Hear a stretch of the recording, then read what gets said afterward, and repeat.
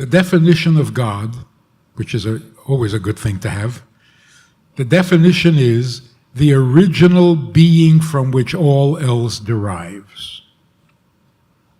Who doesn't believe that? I mean, you got to start with something. So evolution wants to call it a subatomic particle. You call it whatever you want, it's God. So if the original substance from which everything else derives was a subatomic particle, then that's God. So everyone believes in God. The question is, what kind of God? A God that knows what he's doing or a God that doesn't? So when we talk about belief in God, we don't mean we believe that there is an original substance. That is a logical imperative. And everybody believes that. Nobody says the world came out of nowhere. Nobody. So belief in God really means I believe that we matter to him. See, that you can't prove logically. But that he exists, you can prove logically. There had to be something from which everything else derives. But here's the amazing thing. If there was, or is, an original substance, it was the only thing that existed forever and ever. And from this existence, everything else. My question wouldn't be, how did everything evolve from the original substance? I don't really care. It's not going to happen again. My question would be, why? I mean, picture this. You have an original substance, call it a subatomic particle. That's all there is. There's a subatomic particle. It always was and it always will be. And then, what happened? Why would anything come from that original substance? That's the big problem that science can't solve. So the best we can do in science is to say, well, there were actually two things. There were subatomic particles, but there were also gases. And when they collided, things happened. But to start with two things is ridiculous. Which of the two came first? They came at the same time. Come on, you're getting too mystical here. So here's the beauty of it. The original substance was the only thing that existed. So there was no explosion, there was no collision, there was no catalyst. Isn't then God too also illogical? If you're saying God can be whatever everything's derived from, the same logic means that he would be illogical. Illogical in what way? You said the subatomic particle idea, theory, then you have to have two, why are they derived from it? Isn't that also, and that doesn't really make sense if we look at how, we look at creation, it just popped into existence. Wouldn't that argument still work for any deity or for God? Yes. And therefore the question is, what makes God any better than a subatomic particle? So the only logical, convincing explanation, this original substance from which everything else derives has a will. You don't need two things to create an explosion. You have internal combustion. This being wanted something, so he created. That's the only explanation. Otherwise, we're stuck. Science has hit a dead end. Now you can say, yeah, well then the subatomic particle wanted to create the world, so it exploded. If it wanted to create the world, why don't you just call it God? Stop calling him a subatomic particle.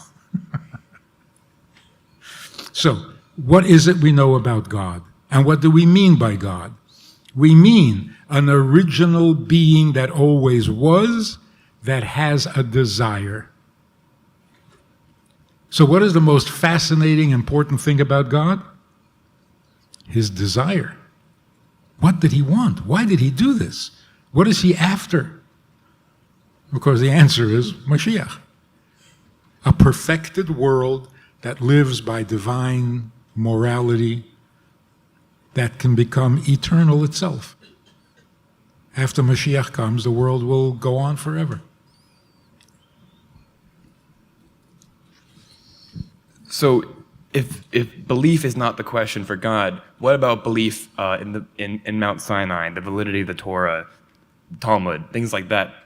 Do I not have to, I have to believe in those, no? Yes, and this is one of the things about Judaism versus other religions. Everything we believe is verifiable, at least theoretically. If you say God gave us the Torah at Mount Sinai and there were 2 million Jews there, can we verify this? Somehow, yeah. I mean, if there were 2 million people there, there should be some evidence. So to come along and make up a story, there were 2 million people in the desert and it never happened? Other religions have beliefs that are basically unknowable. They will never, there's no way to verify.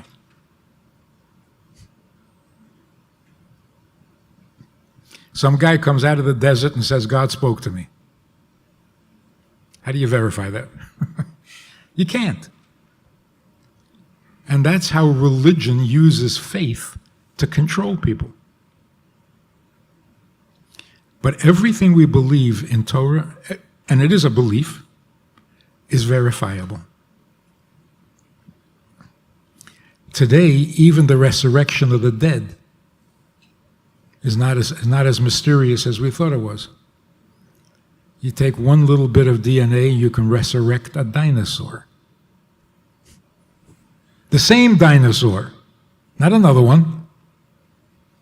You're right, you recreate it from its own DNA. But even you would agree that's not what the resurrection is going to be like. It's not just going to be a recreation of our DNA. And is that what the resurrection will be like, or is it different? It's exactly like that. All the bodies that have decomposed will recompose somehow, and the soul will come back to the body and will live again. So it sounds almost non-godly that it's some scientific thing. It's all in nature. So my question is, how do we even know that what we are doing in this life is what God wants? It's one of the miracles of Jewish history. Jews are very opinionated in the sense that everybody has an opinion. The Torah says that on the holiday of Sukkot, you should take the fruit of a beautiful tree. That's all it says. Now, we know that that's an esrog, a citron that grows in Calabria, Italy. It's been 3,000 years, and all these opinionated Jews, no one has ever suggested that the fruit of a beautiful tree is a mango or a kiwi. Never.